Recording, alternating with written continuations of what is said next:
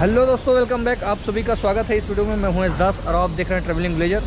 दोस्तों, थंबनेल देख के आप जाने चुके कि मैं कहां जा रहा हूं। बिल्कुल सही पहचाने, मैं जा रहा हूं हम भारतीयों की सबसे पसंदीदा जगहों में से एक घूमने के हिसाब से थाईलैंड।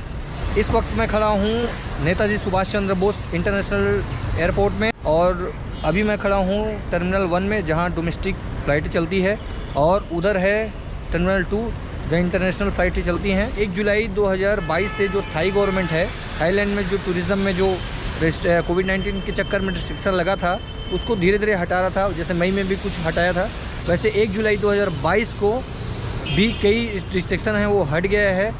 तो कौन सा रिस्ट्रिक्शन हटा है, आपको थाईलैंड जाने के लिए क्या क्या डॉक्यूमेंट आज की स्थिति में चाहिए, मतलब जुलाई के बाद 1 जुलाई के बाद क्या क्या आपको डॉक्यूमेंट चाहिए, और सस्ते में फ़्लाइट कैसे बुक कर सकते हैं, और वीज़ा के लिए, वीज़ा और अराइवल के लिए क्या क्या डॉक्यूमेंट चाहिए, लेटेस्ट इन्फॉर्मेशन, तो पूरा आज की इस वीडियो में हम लोग डिस्कस करते हैं। तो इस वीडियो को आप प्लीज़ कंटिन्यू देखें ताकि आपकी जो काम की चीज़ें हैं वो मिस ना हो। तो अभी चलिए चलते हैं अंदर। देख रहे हो आप, बहुत ज़्यादा धूप है और पूरा पसीना वसीना अब देख रहे हो, तरबतर हो गया हूँ मैं। तो अभी अंदर चलते हैं, मस्त एसी में बैठ के फिर बात करते हैं।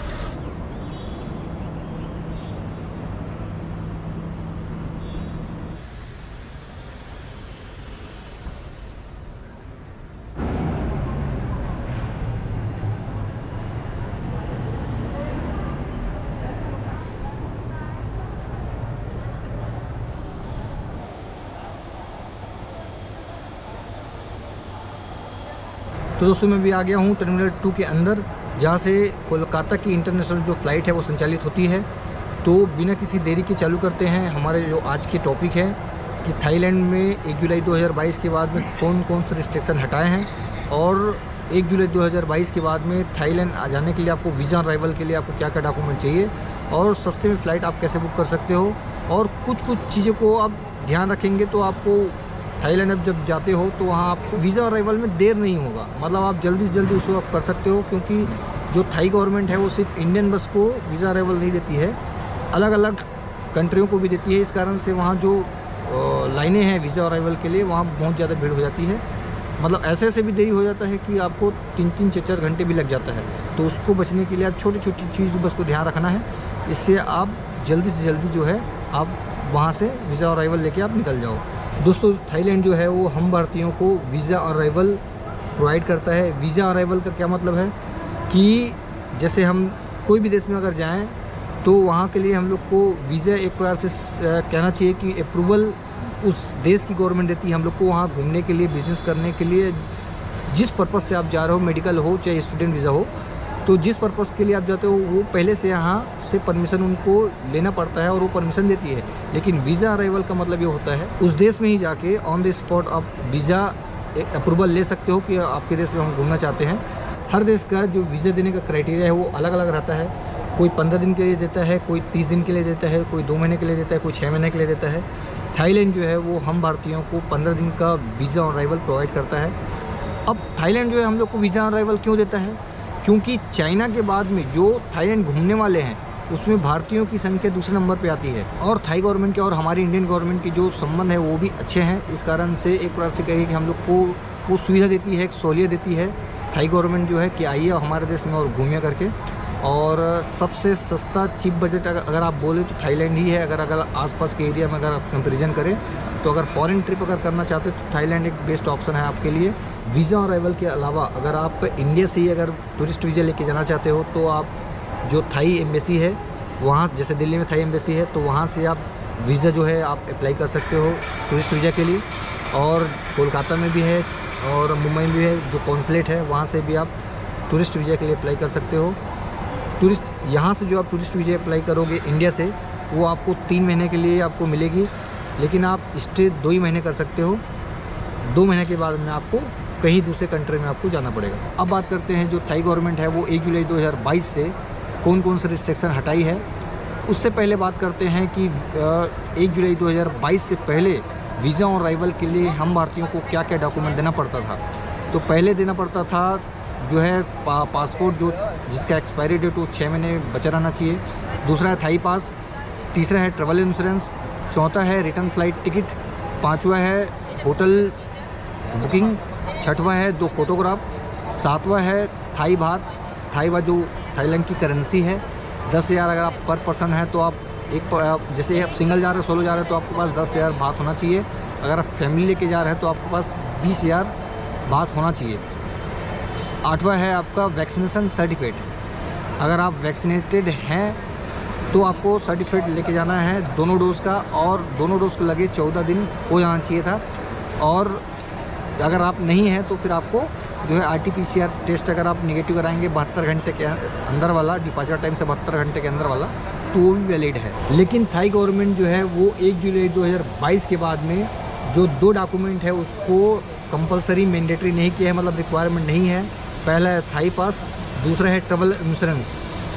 जो ये दोनों जो है डॉक्यूमेंट वो 1 जुलाई 2022 के बाद से आपको मतलब मैंडेटरी नहीं है, कंपलसरी नहीं है।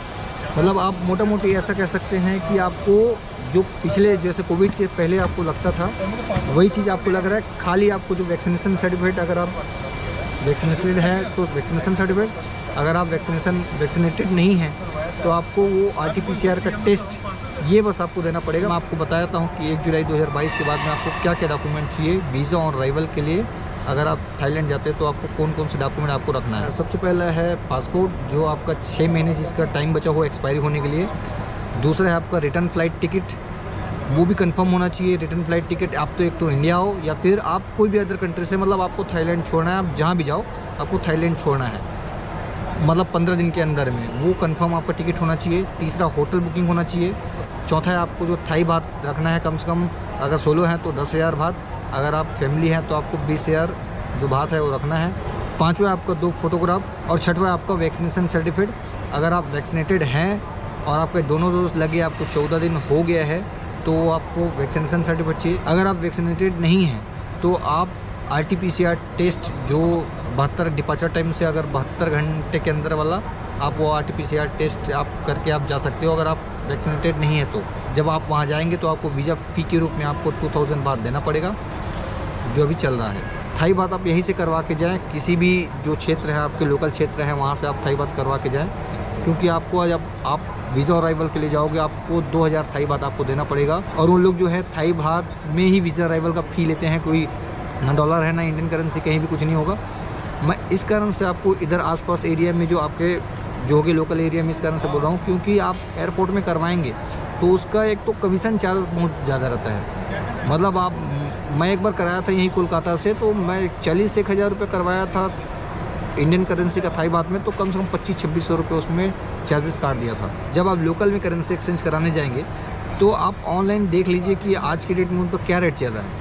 अगर सामने वाला अगर बहुत ज़्यादा डिफरेंट बोलता है, जैसे मान लो आज थाई बात का अगर बात बता रहा हूँ मैं, अगर थाई बात में अगर मान लो 2.25 पैसा चल रहा है, अगर सामने वाला 2.40 बोलेगा तो वो बहुत ज़्यादा डिफरेंट हो जाता है। अगर आप 25-26 हज़ार करवाओगे, मान लो 11-12 हज़ार थाई बात कराओगे तो आपको 2-3 हज़ार चार्जेस पड़ जाएगा। तो अगर आप करते हो तो उसको भाई 2-4-5 पैसे हो जाता है, चल जाता है, समझ में आता है, लेकिन उतना डिफरेंट आपको नहीं चलेगा, है ना। तो ये चीज़ का ध्यान रखना कि आप ऑनलाइन देख लेना और उसको बोलना भैया कि यार 2.25 चल रहा है, 2.25 चल रहा है, आप बोलो 2.240, तो वो फिर वो आपको बहुत ज़्यादा घाटा हो जाएगा। आप उनको बोलो 2.30 में कर लो आप, है ना, तो उससे फिर बच जाएगा। तो इस चीज़ का आप ध्यान देना।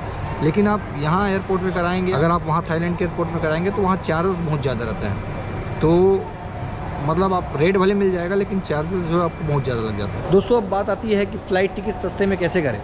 मैं कैसे करता हूँ तो मैं आपको बताता हूँ कैसे करता हूँ। और ये कोई साइट का प्रमोशन नहीं कर रहा हूँ मैं करता हूँ स्काई स्कैनर से।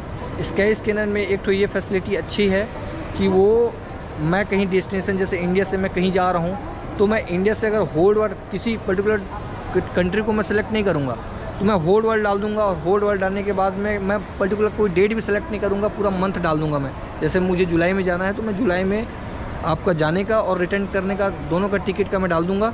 तो वो पूरा उस महीने में कितना, उस महीने में कौन कौन से डेट में कितना कितना फेयर है वो दिखाता है। दूसरा बात, वो कई साइडों से वो कंपैरिजन करता है कि कौन साइड में सबसे ज़्यादा चीप है। जिस साइड में सबसे ज़्यादा चीप है उसी साइड में वो हम लोग को ट्रांसफ़र कर देता है और फिर जहाँ ट्रांसफ़र करता है उस साइड से जो है आप अपना जो है टिकट है वो फ़्लाइट है वो बुक कर सकते हो, चीप जो फ़्लाइट है। एक चीज़ बस ध्यान रखना आप कि जब स्काई स्कैनर से आप अगर आप करते हो तो स्काई स्कैनर क्या होता है, पर्टिकुलर किसी ऐप में या किसी बुकिंग साइट में आपको ट्रांसफ़र कर देता है। तो आप क्या करना कि वो जब आपको ट्रांसफ़र होगा तो आप जी जैसे मान लो मेक माई ट्रिप में हो तो मेक माई ट्रिप में आपको ट्रांसफ़र कर दिया, तो आप सबसे पहले क्या करना कि मेक माई ट्रिप में आप पहले अपना अकाउंट बना लेना। कारण उसका ये है कि अगर मान लो किसी कारण से अगर वो फ़्लाइट डिले होता है, कुछ भी वो इधर उधर होता है, तो आप ऐसे डायरेक्ट जाओगे आप तो आपको टिकट बना देगा, लेकिन आपको कुछ रहता नहीं है ना कि क्या कैसे बात करें, क्या है, कौन सा आईडी से बनाए, कोई ये कुछ रहता नहीं है। तो आप बना लोगे तो उससे अच्छा हो जाएगा कि आपको पर्टिकुलर रहेगा कि इस आईडी से जो है हम लोग यहाँ से बुक किए हैं और इसमें ये समस्या आ रहा है, तो जो भी रिफ़ंड उफंड का कुछ भी होता है वो वहाँ से वो एक बार से बहुत ईजी होता है बात करने के लिए भी, चाहे वहाँ कॉल सेंटर में बात करें, चाहे मेक माई ट्रिप से संपर्क करें, जैसे भी हो, मतलब ईजी प्रोसेस उससे हो जाता है अगर कोई चीज़ फंसता है उसके बाद के लिए। और बाकी ऐप है चीप फ़्लाइट के लिए भी, लेकिन उसमें ये पर्टिकुलर दिक्कतें हो जाता है, मेहनत ज़्यादा लगता है उसमें। क्यों मेहनत ज़्यादा लगता है? क्योंकि उसमें आपको होल मंथ या किसी अदर कंट्री में आपको मतलब होल कंट्री में आप उसमें चूज़ करने का ऑप्शन नहीं देता है।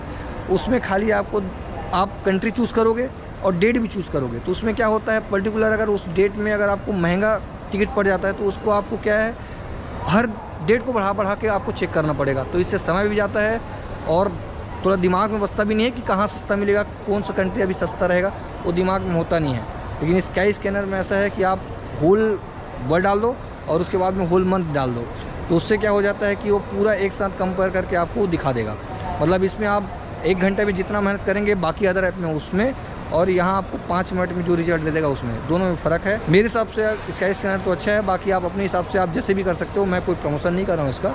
बाकी आपको लगता है कि दूसरा से और चीप कर सकते हैं तो उससे भी कर सकते हो। ओवरऑल बोलने का मतलब है कि सस्ते में आपका जो फ़्लाइट है या फिर जो काम आपका बनना चाहिए सस्ते में। और मैं आपको बोल रहा था कि छोटी छोटी चीज़ें जो ध्यान देने वाली बातें हैं उसको बताने के लिए, ताकि आपको ज़बरदस्ती बेफजूल आपको लाइन में खड़ा मत होना पड़े वीज़ा अराइवल के लिए, और आपका काम आसानी से बन जाए।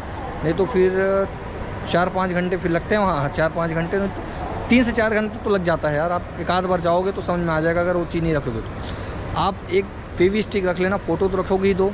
अगर मान लो अगर वो चिपकाने वाला रहेगा, सीधा वो निकाल के आजकल चिपका देते हैं ना, वैसा वाला रहेगा तो ठीक है।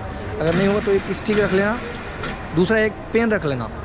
पेन क्योंकि जब आप जाओगे तो वहाँ पेन नहीं रहता है, एक आध बस पेन रहेगा वो वीज़ा अराइवल के काउंटर में, मतलब सॉरी फॉर्म भरने वाला काउंटर में।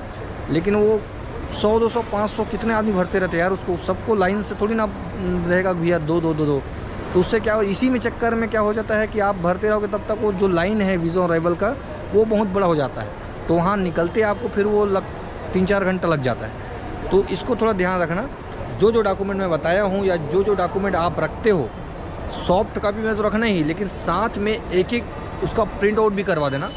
क्योंकि सॉफ्ट कॉपी अगर मोबाइल कहीं गुम हो जाता है या पासपोर्ट कहीं गुम हो जाता है तो वो कम से कम आपके पास में एक रहना चाहिए। बाहर प्रदेश में हो आप, अगर इधर उधर करके फंस गए तो थोड़ा दिक्कत हो जाता है। कई लोग बोलते हैं कि अगर सॉफ्ट कॉपी रख लो कोई दिक्कत नहीं है, बाकी अब हार्ड कोई रखना नहीं है। लेकिन मेरा मानना है कि सॉफ्ट कॉपी आप रखो ही, लेकिन साथ में एक प्रति कम से कम एक जो उसका पेज है आप उसका हार्ड कॉपी भी रखो, फ़ोटो कॉपी करा के रखो, जेरॉक्स करा के रखो, ताकि कल के डेट में अगर कुछ इधर उधर होता है तो आपके पास में वो रहना चाहिए हार्ड कॉपी के रूप में। मोबाइल हुआ चोरी हो गया, इधर हो गया उधर हो गया, तो क्या मतलब फिर। तो इसको रखना है कभी भी। यार एक चीज़ आप लोग गौर किए होंगे कि जो मेरा आँख है थोड़ा खुला दिख रहा होगा सूजन टिक का। कारण ये है कि कल रात भर 2 मिनट के लिए भी नहीं सोया हूँ। अब कारण बताऊँगा बाद में कभी भी। और आज भी जगना है, तो इस कारण से जो आप वहाँ बैठा था ना, बैठ के वीडियो बना रहा था, इसी कारण से कि नींद बहुत आ रहा था मेरे को। अब क्या करें यार, परिस्थिति वैसा था कि जगना बढ़ गया। मैं जो फ़्लाइट किया हूँ वो स्काई स्कैनर से ही किया हूँ, एयर एशिया का, और मुझे लगभग 12,000 जो है वो अप एंड डाउन का पड़ा है। 12,000 का क्यों पड़ गया इतना ज़्यादा रेट? क्योंकि मैं 14 दिन पहले ही करवाया हूँ उसको बुकिंग। आप सस्ते, अच्छा एक चीज़ और ध्यान रखना कि अगर सस्ते में करवाना है तो आप थोड़ा से 1 महीना 1.25 महीने पहले आप देखना, क्योंकि वो रेट कम रहता है। मैं 4 जून को देखा था, 4 जून को उसका फेयर था 8,000 रुपया, 8,500 रुपये, और फिर उसके बाद में फिर 10 दिन के अंदर में वो 3,000 रुपये बढ़ गया। तो ये थोड़ा दिक्कत हो जाता है कि अगर आने के लिए कंफर्म है, मेरा कंफर्म नहीं था क्योंकि छुट्टी मेरे को थोड़ा एडजस्ट करना था, तो मुझे आने का तो कंफर्म नहीं मिल रहा था, डेट नहीं मिल रहा था। इस कारण से मैं थोड़ा लास्ट तक देखते गया, और फिर उसके बाद में मेरे को 3,000 एक्स्ट्रा पड़ गया। तो अब आप लोग कंफर्म है तो लगभग 1 से 1.5 महीना पहले आप जो है फ़्लाइट टिकट करवा देना, ताकि उस बीच में आपको चीप रहता है, सस्ता रहता है। और मेरी जो फ़्लाइट है वो है रात को 12:30 बजे, मतलब वो 3 तारीख लग जाएगा। मिडनाइट 12:30 बजे मेरी फ़्लाइट है बैंकॉक के लिए। फ़िलहाल मैं अभी घूम रहा हूँ, ये देखो। और ठीक मेरे पीछे है इमिग्रेशन, वहाँ है सीधा सीधा, मैं उसको कैमरे में नहीं दिखा सकते। पीछे है इमिग्रेशन, वहाँ से क्रॉस होके जाएंगे।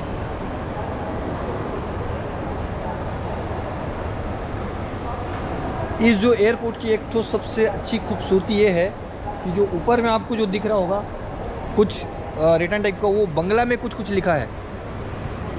सभी जगह जितने भी आप जो देख रहे हो वहाँ छत पे, वो सब बंगला में कुछ लिखा है। अब मेरे को तो बंगला आता नहीं आ रहा है, मेरे को पता नहीं है, लेकिन वहाँ जितना भी लिखा है सब बंगला में लिखा हुआ है।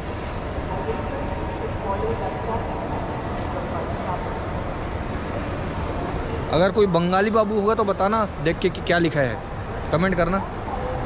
तो चलिए इस वीडियो को बस इतना ही रखते हैं। आई होप जो लेटेस्ट इन्फॉर्मेशन है वीज़ा ऑन अराइवल थाईलैंड के बारे में, थाईलैंड वीज़ा ऑन अराइवल के बारे में मैं आपको बता दिया हूँ। मेरे हिसाब से कुछ छूटा तो नहीं लग रहा है। अगर आपको लग रहा है कि कोई चीज़ छूट गया तो बिल्कुल कमेंट आप कर सकते हो, या कोई चीज़ जानना है थाईलैंड वीज़ा के बारे में उसके बारे में भी आप कमेंट कर सकते हो, मैं बिल्कुल उसका रिप्लाई करूँगा। तो मिलते हैं अगले वीडियो में, तब तक के लिए बाय बाय, जय हिंद।